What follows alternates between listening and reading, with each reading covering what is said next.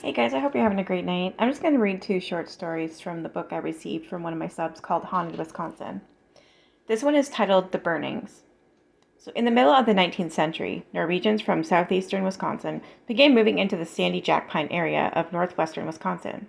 Here, in the harsh and isolated Indian Head country, the new immigrants broke the land and attempted to wrest a living from the poor soil. One family had just finished building a snug house and had moved in. Returning home late one evening, they discovered that a window curtain was burned black.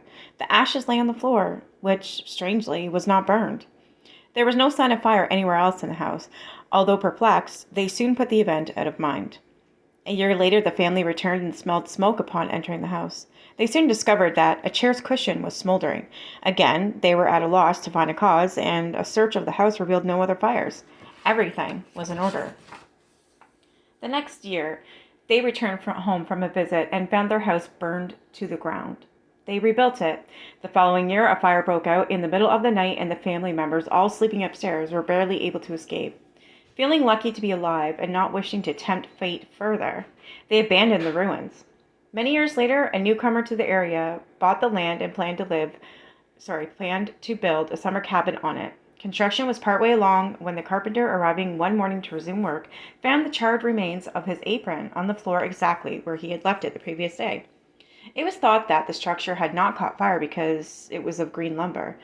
About this time, the stranger learned the history of the place, paid off the workmen, and then he fled. What started the mysterious fires? If they had been of incendiary origin, why didn't the house burn down the first time or the second time?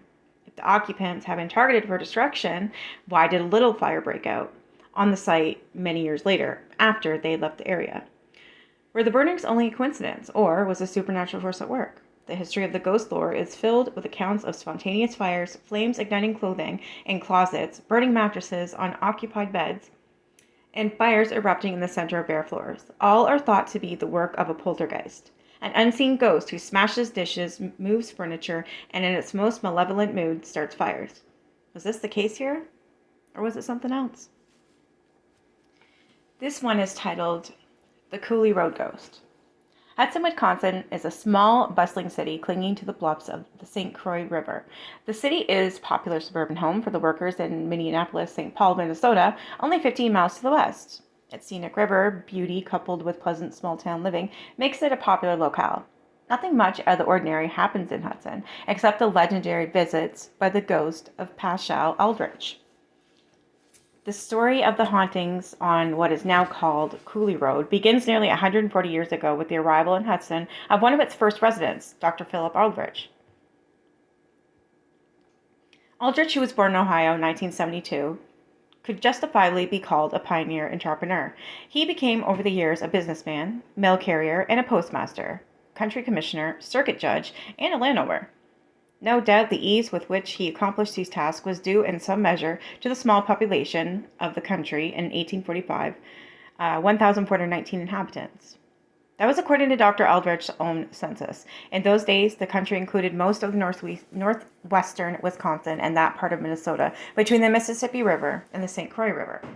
Shortly after Aldrich arrived in the country in 1840, the federal government awarded him a contract to carry twice monthly mail dispatches from Point Douglas to St. Croix Falls.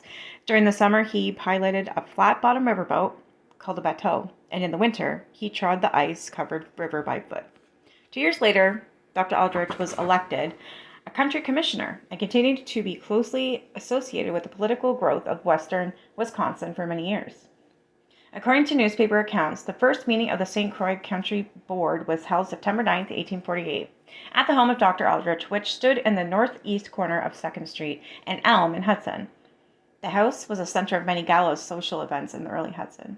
Dr. Aldrich had moved into Hudson during the previous year, 1847.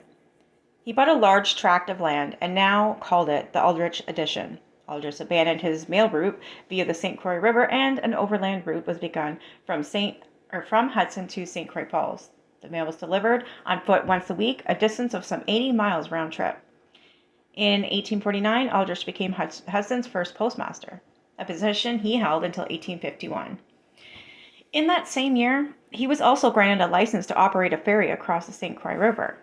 A son of Dr. Aldrich, Pascal owned a home on Buckeye Street that became the first post office.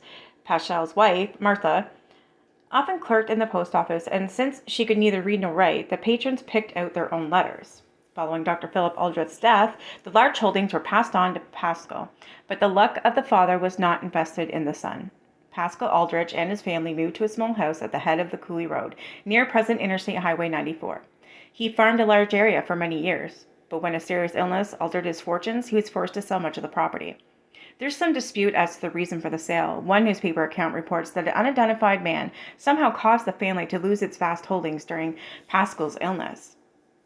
Paschal Aldrich died on October 13, 1860, in that house on Coulee Road. For years afterward, the place was known as a haunted house. Members of his family and some neighbors said they saw Paschal's ghost wandering the premises at night, reportedly keeping watch over his family. Paschal's solitude in death was attributed to his near financial ruin during the illness preceding his death. Mrs. Paschal Aldrich also vowed to come back in the form of a ghost. But her granddaughter, the late Mrs. Wallace Smith, said, "I've never heard if there was ever a second ghost out there or not. Perhaps one was enough." All right, thank you guys for listening. I'll show up more for tomorrow night, I mean. Have a good night, guys. Bye.